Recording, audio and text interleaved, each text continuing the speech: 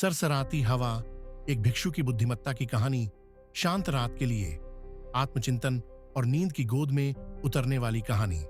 हिमालय की ऊंचाइयों में बादलों और देवदार के पेड़ों के बीच बसा था एक प्राचीन मठ।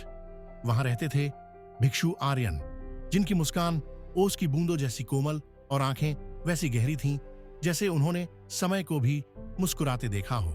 हर शाम पास के गांव के बच्चे पत्थरों वाली पगडंडी चढ़कर मठ आते और उनसे कहानी सुनते, पर आर्यन कभी एक समय की बात है से शुरुआत नहीं करते थे। वो बस कहते, पहले थोड़ी खामोशी से बैठते हैं।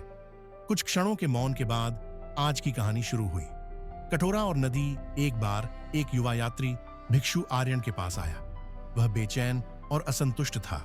उसने कहा, मेरे पास सब कुछ है, पैसा, ज्ञान और प्रसिद्धि, लेकिन भीतर एक खालीपन है। आर्यन ने उसे एक मिट्टी का कटोरा दिया और नीचे बहती नदी की ओर इशारा कर कहा, इसे भरकर लाओ, पर एक बूंद भी गिरनी नहीं चाहिए।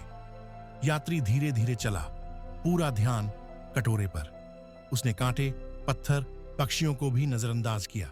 जब वह लौटा, कटोरा भरा था। आर्यन मुस्कुराए और बोले, रास्ते में क्या देखा?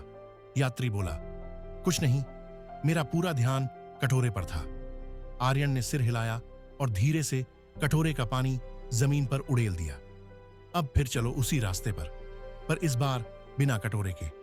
यात्री चल पड़ा और इस बार उसने देखा फूलों पर तितलियां, पंछियों की चहचहाहट, हवा में चमेली की खुशबू। वापस लौटने पर आर्यन बोले, कभी कभी बुद्धिमत्ता पकड़ने में नहीं, छोड़ने में होती है। जब कटोरा भरा होता है तब नदी नहीं दिखती। बच्चे मंत्रमुग्ध होकर सुनते रहे। एक बालक बोला, फिर उस यात्री का क्या हुआ? आर्यन मुस्कुराए। अब वह नदी के किनारे एक झोपड़ी में रहता है।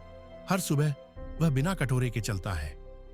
तारों भरी रात में आर्यन ने अपनी पसंदीदा पंक्तियां कहीं, जीवन एक नदी की तरह है, उसे सिर्फ कटोरा पकड़े पकड़े बिताओ नहीं, हवा को महसूस करो, पत्तों को देखो, और जब विश्राम करो तो विचारों को भी छोड़ दो।